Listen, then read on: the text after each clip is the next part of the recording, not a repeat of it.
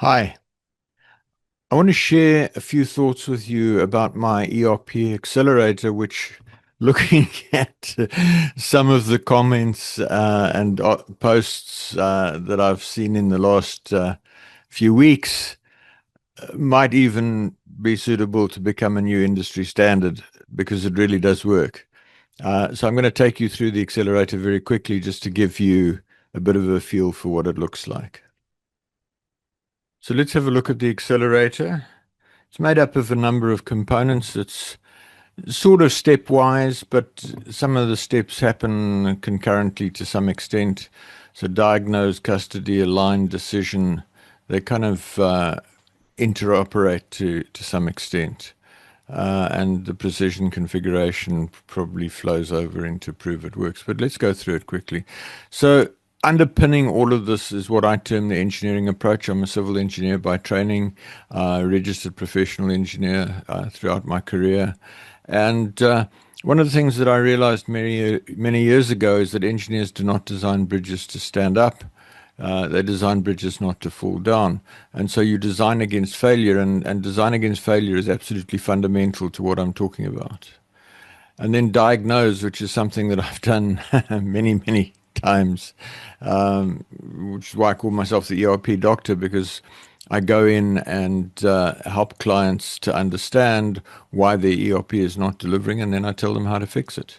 And what I'm sharing with you is basically a summation of everything that I've learned over the years helping clients fix systems, which can range from a day or two engagement to a 6, 12, 18-month project.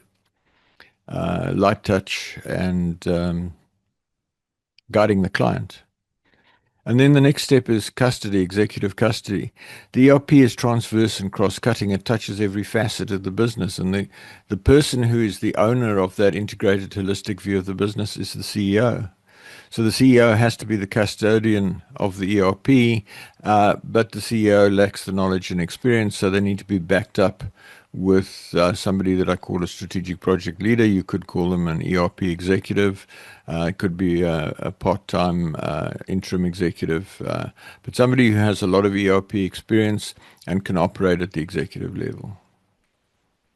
And then strategy, strategically aligned. And this is the work of Professor Malcolm MacDonald, who says that strategy is doing the right things from the customer's perspective, tactics doing things right from the customer's perspective. And if you do the right things well, you'll thrive. If your business does the right things not so well, it'll survive. If it does the wrong things, it'll die. It's just a matter of how quickly, and the better they get at doing the wrong things, the faster the business will die.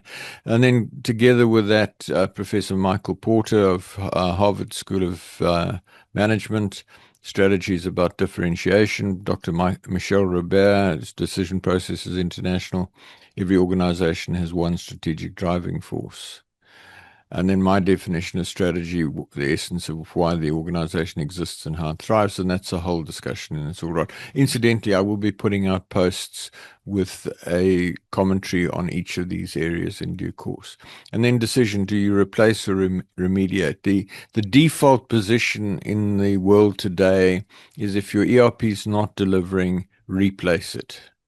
My contention is that 95% of the time, your ERP can be remediated unless it is absolutely legacy, absolutely obsolete, absolutely unsupported.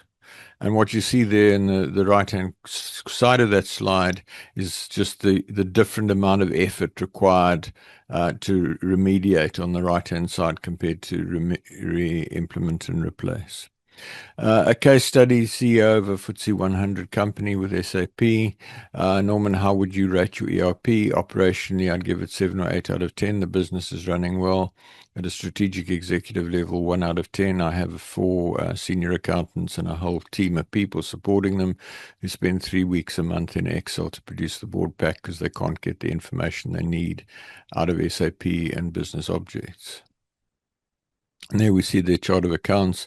It's an absolute nightmare. It's absolutely unstructured, no logic, and you can see exactly why they can't get the information they need out of the ERP. The material group code, the same problem. This is an example of an ERP that of a chart of accounts that I developed myself for a client. And what you'll see there is very structured, hierarchical, very structured codes. The trailing periods mirror the indents. So very easy to write very sophisticated reports, very, very easy to write simple reports, and you can build models and you can build all sorts of sophisticated stuff. And there's a whole metaphor around that. And then Prove It Works laboratory war games, much, much more rigorous than user acceptance testing. You go out of your way to break it with every possible obscure customer, obscure order, obscure product, anything that can break it. And then you prepare all your reports, bulletproof your reports, your BI, your processes. Incidentally, you do your processes in the laboratory. You don't do the processes before you've done the precision configuration. And then you war game it until everybody knows exactly what's going on and you're absolutely confident that you can go live. And then make it work, which culminates with a team meeting chaired by the chief executive, who basically looks them in the eye and says, you've each signed a go live certificate saying that you're confident that this thing can go live.